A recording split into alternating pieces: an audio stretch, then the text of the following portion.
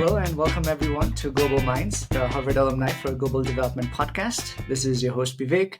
Here in Global Minds, we invite global development professionals from different walks of life and talk about their experience of trying to make the world a better place. And today I have with me two incredible Harvard alumni, Laura Gingrich and Veena Ramaswamy. Thank you so much for joining us. Welcome. Thank you for having us. Thank you for having us. It's a pleasure, and I'm very looking forward to our conversation.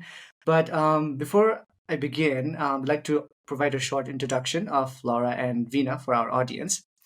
So, Laura Gingrich is an assistant professor at the University of Cincinnati College of Nursing. She's the founder of Nursing for All, a nonprofit that empowers nurses from low-income countries to design and implement public health initiatives in their own communities.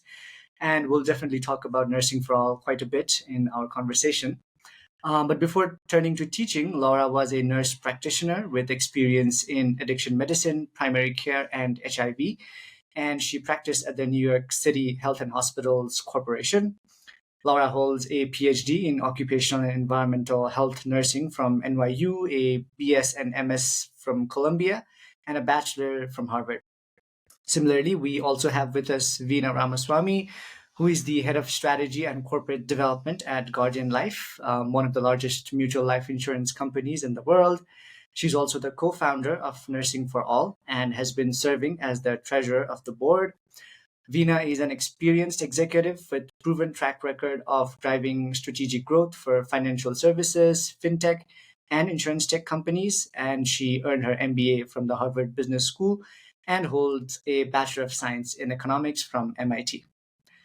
Anything you'd like to add to this introduction, Laura, Veena? Nope, that covered it. All right. So I guess we could start with Nursing for All. Could you tell us a bit more about what is Nursing for All? Why do you exist? Sure. So Nursing for All was the product of some discussions that I had with a professor of mine at Columbia, Dr. Richard Garfield, who currently works for the CDC. And we were talking about opportunities to support nursing specifically in low and middle income countries. And we found that while there are many organizations focused on delivering healthcare in low and middle income countries, there was a real gap of organizations that were nursing focused. And so with Dr. Garfield's guidance, we reached out to some local nursing organizations in West Africa and connected with some organizations in Liberia.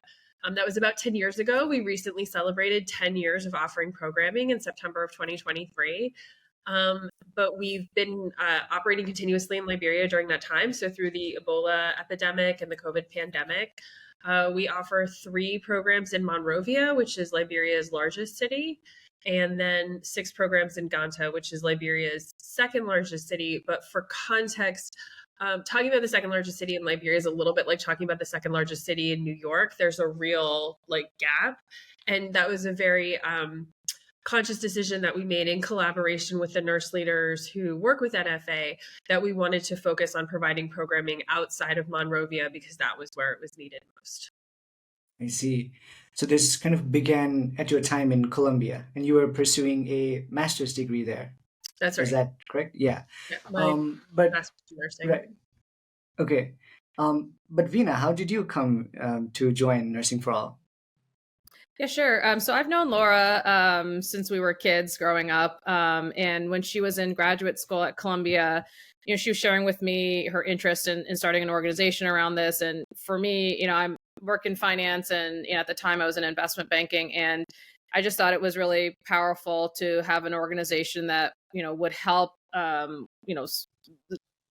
globally with a lot of medical needs that don't necessarily need a doctor to support. And so I thought the idea of empowering nurses and providing them with training and funds to go in their local communities and to help address some of these needs that people just didn't have access to was really powerful. And so wanted to support the organization in any way I could. And, that came in the form of being on the board and helping support some of the initiatives that we have here. And really proud of what we've been able to achieve over the years. As Laura's mentioned, we've been in we've been I guess in progress, or we've started 10 years ago, and we've served, I think the stat is over 18,000 people in their local communities in Liberia. And so with a number of really important things like hypertension, family planning. And so I think the impact we've had has been pretty significant and meaningful. Right. It seems like it, and congratulations on your 10 years.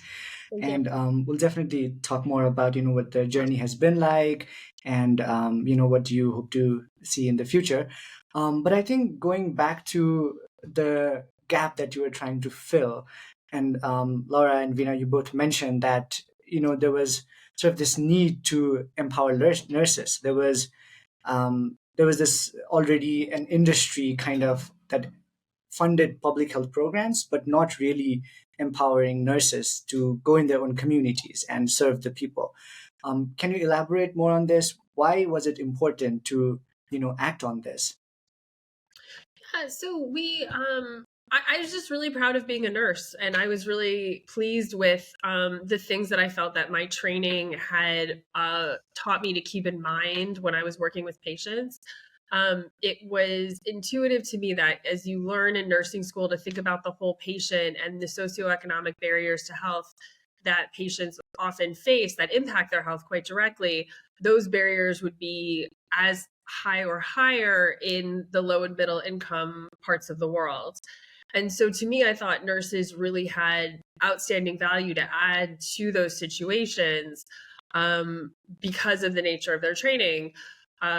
Further, I knew that the data in the United States around the quality of care that nurses with the appropriate training provide is very strong. There are just some issues that we provide absolutely strong care on, as strong as a physician. And I knew that with that in mind, there was an opportunity to support the profession that I was really proud to be a part of in a different setting. Right. No, I think that kind of reminded me of the research in education. So I come from an education background, and in education, there's a strong evidence that teachers are the most important factor in a student learning outcomes. So if you empower teachers, that will make the biggest impact. And it seems like kind of similar in healthcare as well, that healthcare practitioners, your doctors and nurses who associate directly with patients can make a big impact if empowered. Um, yeah, I would just Veena, you add want to to that. add? Yeah. Yeah, I was just going to say, for me, I mean, so much of, I feel like in so much in culture, we're taught that doctors are really, the ones that can help solve a lot of these, medical issues. And of course, there are a lot of, really important organizations like Doctors Without Borders that, support a lot of these causes abroad. But what I thought was particularly powerful, and what I learned through being involved with Nursing for All, is that nurses can do a lot of what doctors can do, and in fact can probably do a little bit more, and are willing to do and wanting to do a bit more. And that power of promoting and supporting nurses to do that and outreach to these communities was, I thought, particularly meaningful. Yeah, definitely. Mhm. Right. So, what particular challenges do nurses have in these settings? And what is the kind of capacity building or training that you are offering to them? Yeah, so the challenges that the nurses face are are many. They have a lot. They have a lot on their plates. The way that an NFA initiative works is that a nurse, we have occasional requests for proposals. We solicit applications from nurses to provide care in their own communities. So that's an important criterion for us, that you are working where you live, or if you have some other outstanding connection to the community. For example, one of the nurses works in a community where her husband is a pastor. And so another outstanding connection to the community. And we ask people to tell us, what do they think the community needs? We ask them to provide evidence that it's a need in that community. And then what do they think they need to do to address it? And a lot of the care that nurses at Nursing for All provide is in the community, literally on people's porches. It's not like we're not asking community members to come to a clinic or even a central desk. The nurses are going where the patients are. And sometimes the patients are coming to them. The nurses do have stories of people knocking on their door at 7 a.m. and, opening up and being like, oh yeah, I heard you have birth control here. So it's very, very integrated. And that lends certain challenges. For example, Liberia, although it's an English-speaking country, has a variety of languages spoken within the country. So some of the nurses work with translators to make sure they're reaching people in their communities, especially if they work with older people. They might be more comfortable speaking another language. There's a need to source medication and equipment.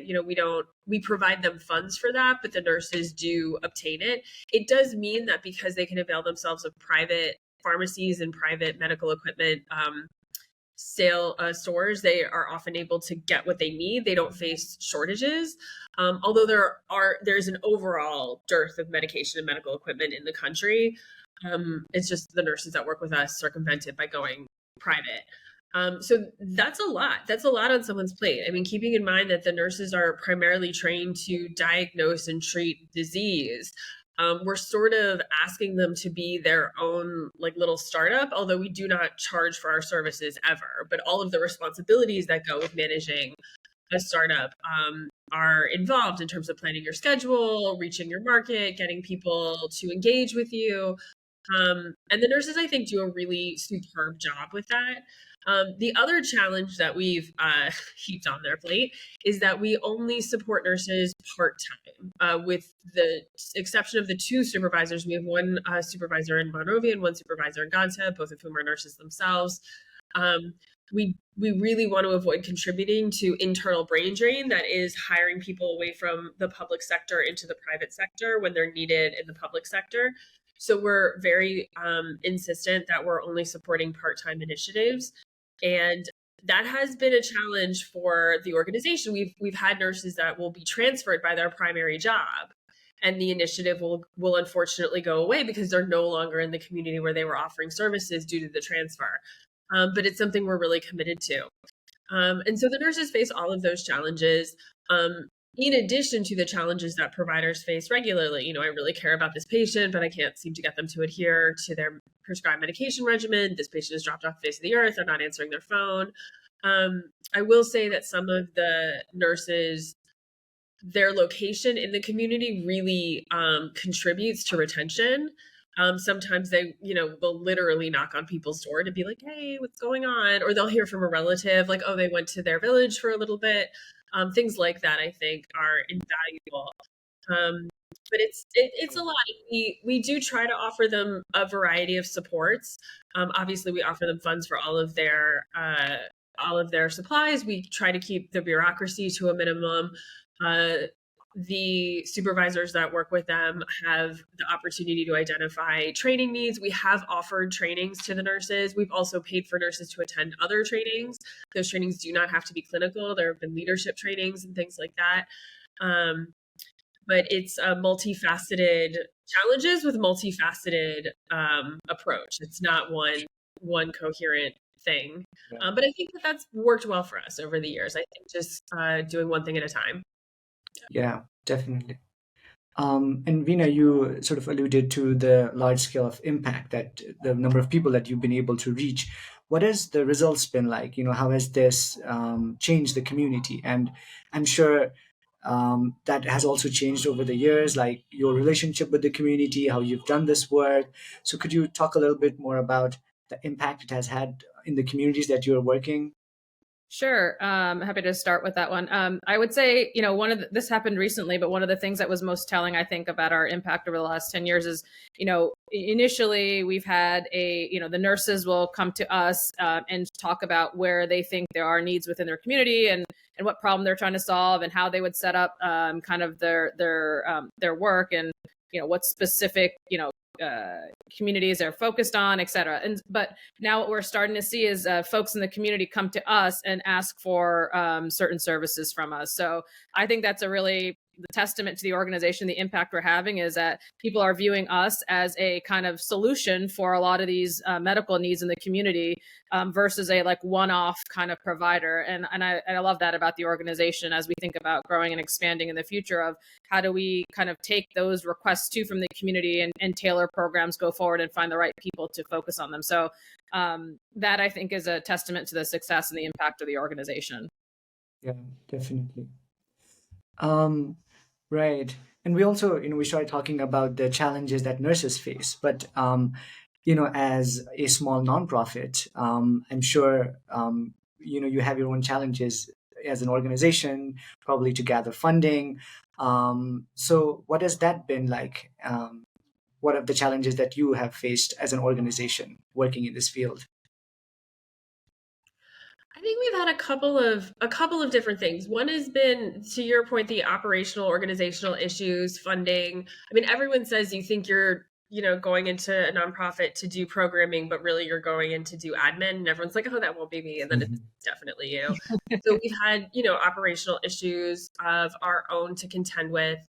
And those issues really can't be underestimated. We really pride ourselves on being good care providers, but also a good employer. As an occupational health researcher, I can't work for an organization that I don't think provides a good employment situation to people.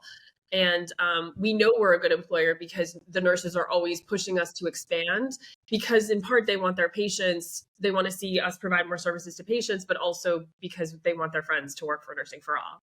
And so we're confident of that, but there's always work to be done to refine and improve the experience.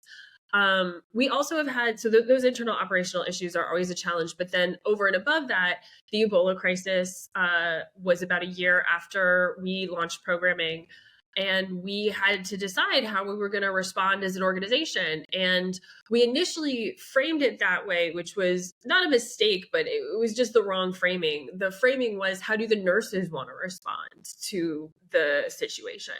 And how can we support them without enabling any kind of risky behavior? As Veena said, nurses and doctors are often very, very happy to put their safety second. We saw that during COVID, when many, many medical professionals in the United States passed away because they allowed themselves to be exposed to the illness in the service of their patients. And we knew that nurses in Liberia would have the same passion. So we were very cognizant of safety issues, but fundamentally, beyond that, the choice was theirs. And then the nurses took a variety of approaches. We went program by program. We explicitly rejected a one-size-fits-all approach. Some of the nurses said, look, I need to shut down my program. I need to start doing COVID. I need to do the COVID response needs to be integrated with the government in this way. It needs to be separate from the government in this way. Other nurses were like, I just need to keep doing what I'm doing, but do it in a way that's safer under the circumstances. So, for example, one nurse was working in partnership with an HIV facility that provided inpatient care, but it was determined in light of Ebola that it was safer for everyone to go home and for the medications to be delivered by this nurse separately, so that the patients wouldn't risk exposing each other to Ebola in this confined setting of this inpatient facility. And so that took up all of that nurse's time. She was like, I have no intention of doing anything for Ebola. I am going to focus on making sure these HIV positive patients survive this epidemic. And so again, nurse by nurse, program by program, we had to make decisions, support decisions, and go from there. And some of the nurses were truly out, within NFA, but also outside of NFA, truly, truly heroic. There's a very well-known hospital in Monrovia called ELWA. It stands for Eternal Love Within Africa. If you Google Ebola, you will see mentions of ELWA, because that's where a lot of the American providers who went over to assist were stationed. And one of the nurses that provides family planning programming for us worked in the emergency room the entire time. She was like, this is just what I have to do to support Liberia, and basically keep your fingers crossed for me. And she's fine. She made it. Her mom did not make it. Her mom passed away, but it was our job to support them in the decisions that they wanted to make about their initiatives and their needs at the time. Yeah. No, it's definitely a heroic job as well as very risky. So I'm sure you've had to figure out, all those risks, especially in challenging times like COVID and Ebola. Um, but so thank you for talking about nursing for all, and we'll bring it back. But since this is also a program for Harvard alumni, and I also want to talk about your personal lives, your personal journeys.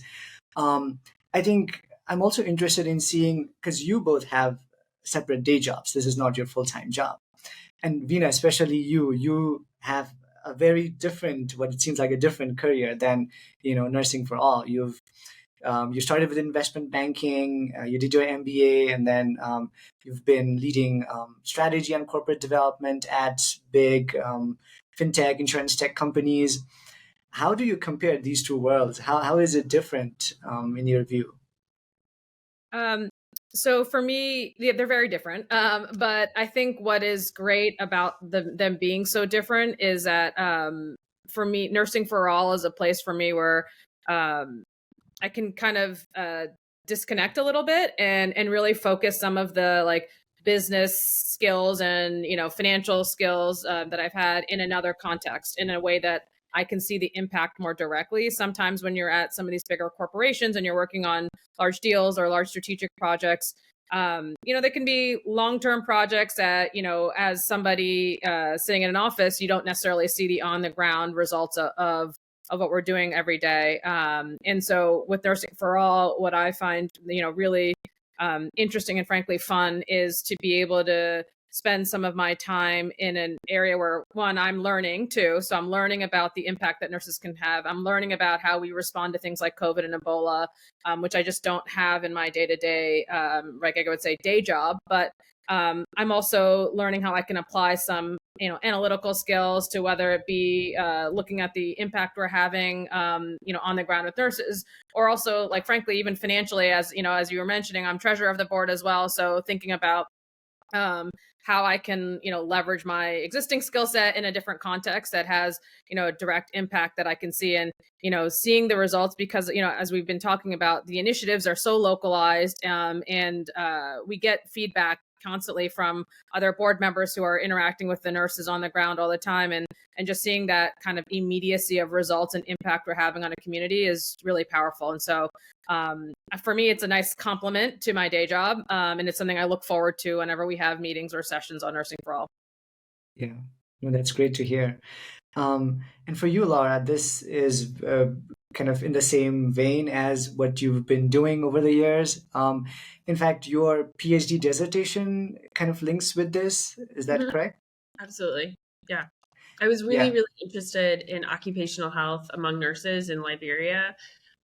In light of the Ebola crisis, there was a lot of investment in the country at the time, but I was curious, what do things look like 5 years later? And so, yeah, my dissertation focused on that. My projects since then have focused on that. And it's been really great. I've actually co-authored some articles with one of the Nursing for All supervisors who I mentioned. He's interested in research, and he has been an invaluable contributor to the study team. And it's been a real pleasure to kind of, to see the Liberia from two different angles. Absolutely. But you also practiced in New York as a nurse practitioner for a long time. How would you say practicing nursing is different in contexts like Liberia versus New York? I mean, the shortages are not to be overstated, particularly in the public sector. The public sector is, the government funded hospitals. There's just not the funding there to support patients, to match patients' needs. Private sector tends to be better, but then of course the fee structure is totally different and a barrier for some patients. And private includes NGO often, like NGO funded hospitals, because those hospitals obviously don't have a tax base to support it the way the public hospitals do. So they often do rely on patient fees, although the patient fees are not necessarily exactly what the services cost. So we're very cognizant of that, and it affects patients and it affects workers too. My Hmm. most recent project was on needle sticks, and some of the people that I interviewed reported that post needle stick, so they had been exposed to a patient's blood, they were unable to test themselves or the patient for HIV because they didn't have the testing materials at the hospital. And so it's a very complicated issue. Obviously, there are a lot of people working very hard to solve it at the 10,000 feet level. We're not there. We're in the communities, but you really need both to move things forward. And also, since you both attended Harvard, but it seems like you didn't meet at Harvard. You met before in high school. But I'm wondering, was there a moment or a period at Harvard that kind of, like, looking back, connects with this work? Maybe a class, maybe a person that you met that that planted the seed somehow of this kind of work in you. I mean, Laura, obviously, you've pursued nursing, so it does connect. But for both of you, do you recall anything that goes back to Harvard? Definitely for me, it was my work at PBHA, the Phillips Brooks House Association. I worked with BRI, the Boston Refugee Youth Enrichment Program. At the time, the current executive director of PBHA, Maria Dominguez Gray, was the deputy director.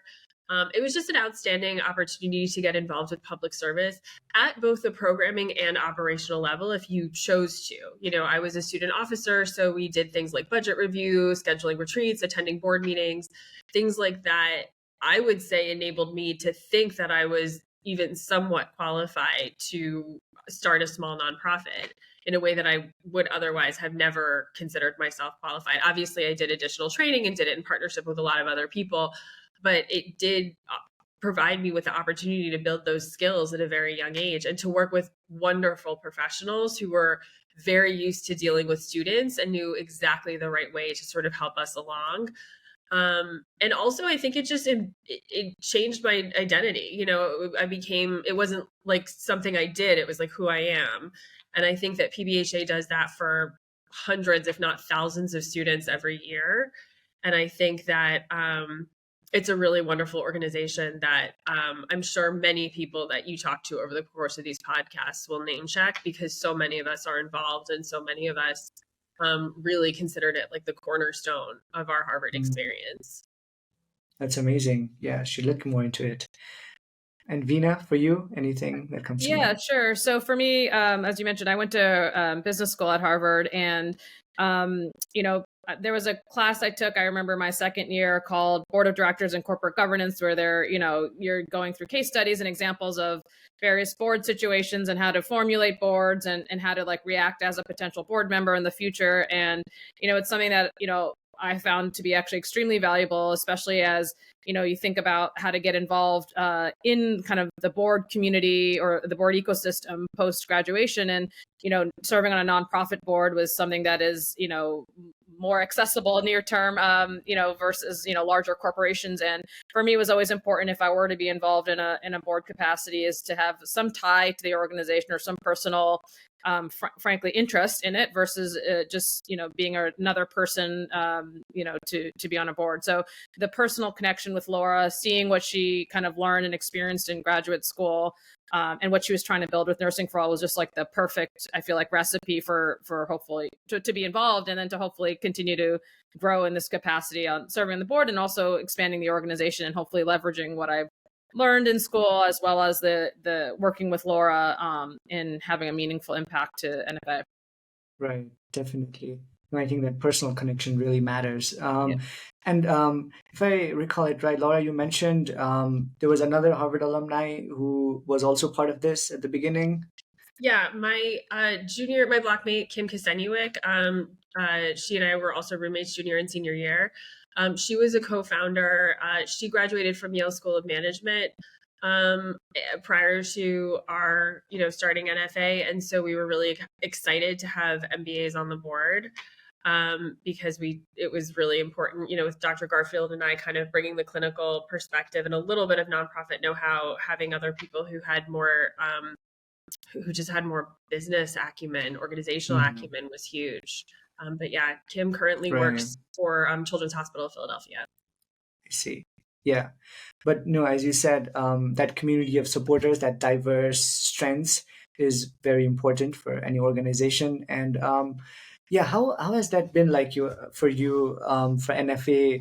I'm sure you've had this group of people who has sort of supported you throughout, and yeah, have you had to curate that group? Have you had to go back to them? What has that part been like, and has Harvard community been a part of that? That community of supporters for NFA? I would say, I mean, we definitely had, the boards evolved over time, just as people have rotated on, rotated off. We actually partnered with a really great organization called Nurses on Boards Committee, because there's a sense that, and it's a correct sense, that nurses, despite being such a huge part of the American healthcare system, are underrepresented on boards. And so there's an organization that tries to facilitate matches between organizations that are looking for nurses and nurses who are looking to sit on a board. And we came across two people who, I was about to say I otherwise never would have met, but actually one of them, Jean Bernhard, she works for Massachusetts General Hospital. She and I were just at the same training program last June in like Atlanta.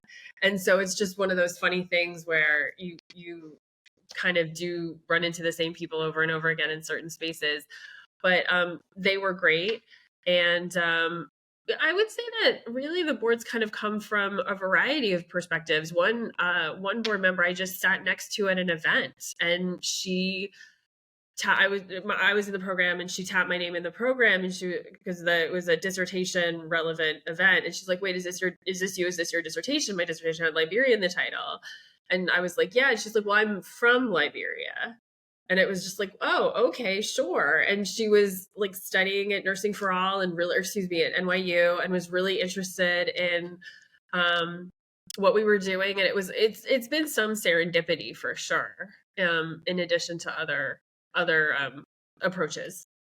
And I would also just add to that, as you think about kind of growing and building an organization and a board, we've had a lot of conversations about this, Laura and I, and other board members as well, of, how many medical professionals do we want on the board, nurses and or doctors versus like, business people or people in other sectors. And I think one of the things I'm proud of too is that we've actually had, I think it's more than 50% of the board has always been medical professionals. And I think having that seat at the table for these nurses, combined with folks in other industries or professions, it's like a really nice combination, I think, for the organization, but maintaining a strong voice with, I feel like, nurses really leading, frankly, our conversations is important. Yep. Definitely. Yeah. So, what does the future look like? Where are you planning to grow? And maybe also connect to, how have you evolved since inception, and where is this taking you, taking Nursing for All? I think the number one way that we've evolved, our model has stayed pretty stable, but we have evolved operationally in the sense that our goal early on was to keep the burden on the nurse leaders as low as possible. And I think that was actually not really the right goal. The goal should have been to balance bureaucratic necessity and like keeping them focused on their programming. But what I mean by that is that sometimes people want a little bit more opportunities to engage with their workplace. And so we, for example, were approached by the nurses, could we set up monthly meetings, because we want to talk to each other as opposed to just like being out there doing our thing independently all the time. And so each, supervisor, one in Monrovia, one in Ganta, hosts monthly meetings now at the nurse's behest. And I don't even remember if we considered that at one point. We probably did. And we're like, let them, they already have so much on their plate, let them do their thing. And I think that there was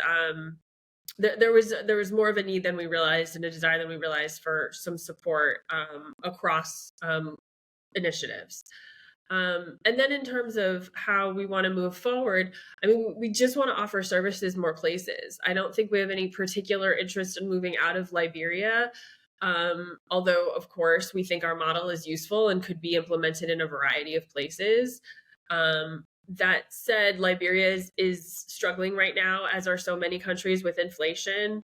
Our nurses are reporting an uptick in people seeking their services because people who previously could afford to pay for services are now looking to obtain them for free. And as a result, we're seeing an increase in census, and some of the nurses are asking for increasing hours. And some of the nurses are asking, can you please, start more initiatives in this area doing this thing, which is kind of a philosophical challenge for us, because as we said initially, we ask people to submit proposals. Where are you? What do you think your town needs? Saying we'd like something here, doing this is different. So we're kind of navigating that request, because we do believe that the nurse leaders need to be the organizational prime movers. And we've really stuck with that over the years. We've done 2 strategic plans. In both cases, the nurses provided significant input into the strategic plans. And more importantly, their input was what we did for the strategic plan. We followed their recommendations and considered them the most important recommendations that we received. And so we're trying to sort of sort through that. But bottom line, we just love to do what we're doing more in more locations. Yeah, I would just add to that. I think I said the stat, like we've served over 18,000 people in Liberia and provided, services for them. That I feel like that's still just scratching the surface. We're getting so much inbound from people asking for additional kind of programs and resources within Liberia. So I think there's still so much for us to do. And I also would say to Laura, what she was saying earlier around us being there on the ground during Ebola and then COVID, our nurses handed out PPE during COVID. Like we were able to activate pretty quickly some of these kind of responses to these pandemics because we were already so ingrained in these communities. So I think the further we continue to deepen our roots within Liberia, the more we can kind of be helpful in those events as well. And so I think it's just there's a lot more for us to do in Liberia. Right. No, it seems like it. And I think I missed this. So do you charge people for the services that nurses are offering? No.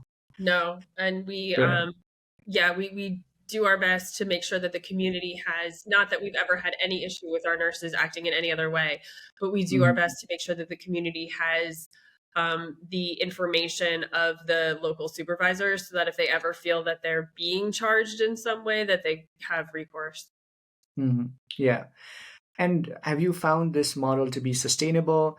And is this the only organization that is doing this, or sort of there have been other organizations who have learned from you, or have there been researches on this pilot?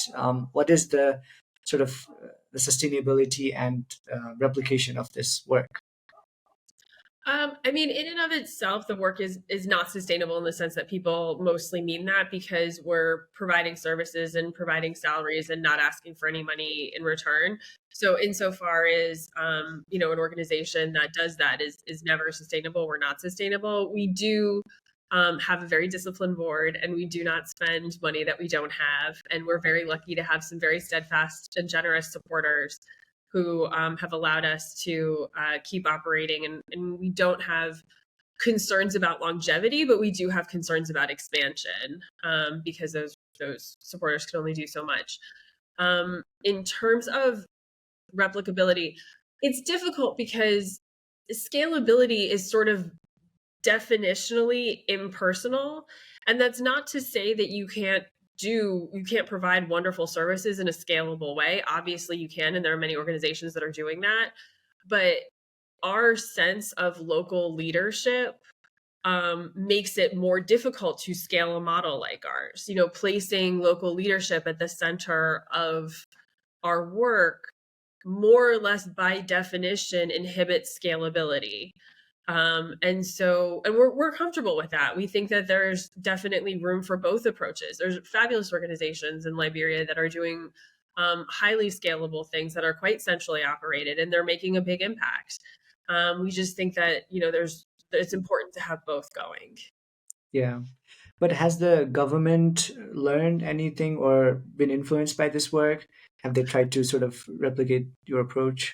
We've worked with the Liberian Board of Nursing and Midwifery because, in part, just philosophically, we wanted to make sure that they were aware of our activities, that they fit within the nursing scope of practice in Liberia, that all of those important administrative issues were understood and taken care of. And there is a great deal of interest. I do think that more nurses in Liberia would happily participate in our programming if we could get more funds to support it. Mm-hmm. That's great to hear. All right, I think we can sort of wrap up, but before going, since this is a Harvard alumni for global development community mostly that is watching you, but also a broader audience, how can audience or people engage with your work? And if you have anything, any request, any call for action for our listeners? I mean, I think that obviously global health is a huge issue on many people's radar, but I just encourage people to keep it on their radar. Unfortunately, there have been a lot of situations that recently where the day-to-day needs of people aren't discussed the way that they used to be because there are wars and there are major outbreaks and major upheavals that take up a lot of people's concern and bandwidth, and that's totally understandable. But please just keep in mind that a lot of people have trouble accessing birth control and hypertension medication, even when their countries are quite stable. And so be mindful of that reality and do what you can to support it. I will say too, there's a lot of desire to be involved, like capital B, capital I. And I think don't underestimate the value of donating, attending fundraisers, spreading the word.